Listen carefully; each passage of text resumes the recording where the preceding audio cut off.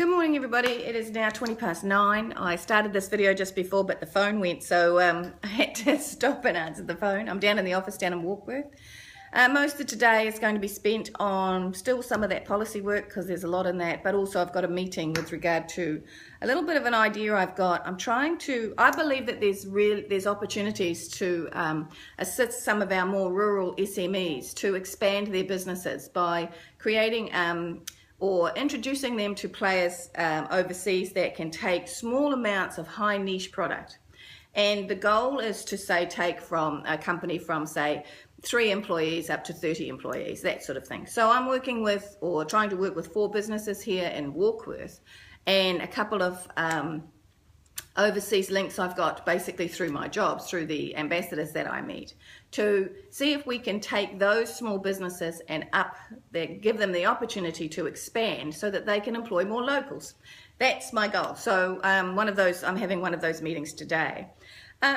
Just a couple of things that have happened over the weekend. First of all, the Right Honourable Winston Peters going down and visiting the Pike River families and having a public meeting down there. I can't be prouder of the stand of New Zealand First. I find it unfathomable that these families, the families of the 29 miners, have just been left out in the cold, as if it's okay to not hold anybody accountable for 29 deaths. As if it's okay to just say, well, nah, we're going to ignore a certain amount of science because it's inconvenient to us, and we're going to leave those boys there. Particularly as the mother of 2 sons. I mean, I don't think it doesn't make it any more important that I'm the mother of 2 sons, but it makes it personal to me that I can imagine what it would be like if one of my boys was there. So I can't be prouder of the stand that New Zealand First has made. It's a line in the sand, and I certainly hope after the 2017 election that we're able to fulfil that promise. Another thing that happened last week, and I got a call before it was made public. I'm absolutely thrilled that Peggy Burrows, who was the principal at Rangiora High School, dismissed by a commissioner placed in there by the Ministry of Education, that she has been completely vindicated by the Employment Relations Court.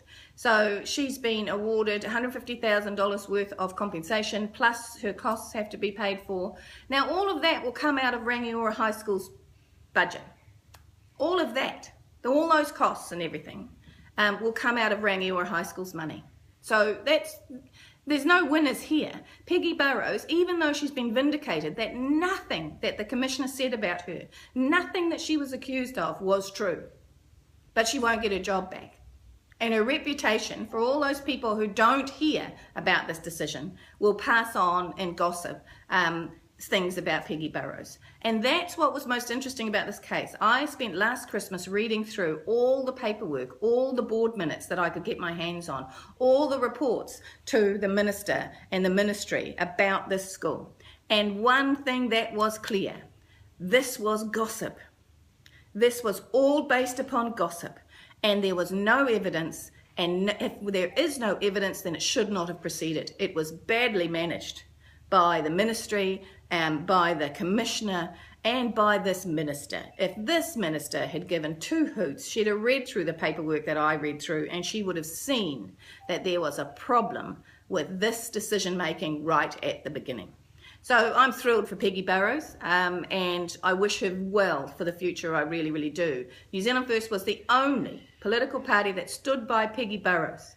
I tried to get other education spokesperson interested in this case again last Christmas. They said it was too complicated for them and they couldn't address it. So that's not good enough, I don't believe, as a politician. We're paid a lot of money to actually make the effort. So good on you, Peggy. Just in closing, David Seymour has been asked questions in the newspaper about the gold card, and has ranted on, done another little bit of a rant about, how the gold card shouldn't be around and millionaires take ferries to Waiheke Island. Well, I suppose if anybody knows what millionaires do, it would be David Seymour.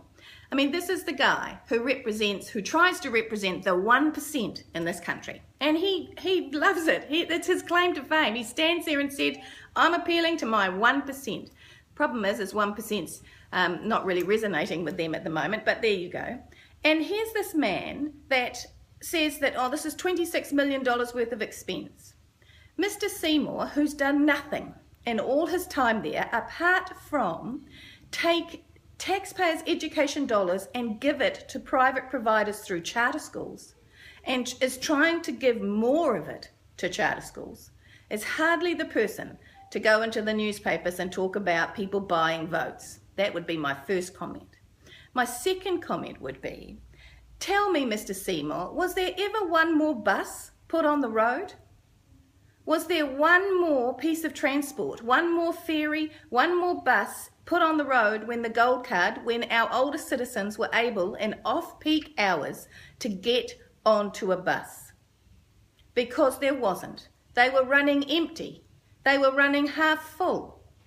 They were still running, and we were still subsidising them, because public transport is subsidised by the taxpayer and the ratepayer. So perhaps Mr. Seymour would like to go away and do a little bit of more homework once again before he shoots his mouth off against a politician who has done more for this country than Mr. Seymour would ever dream of. Okay, take care. Bye-bye.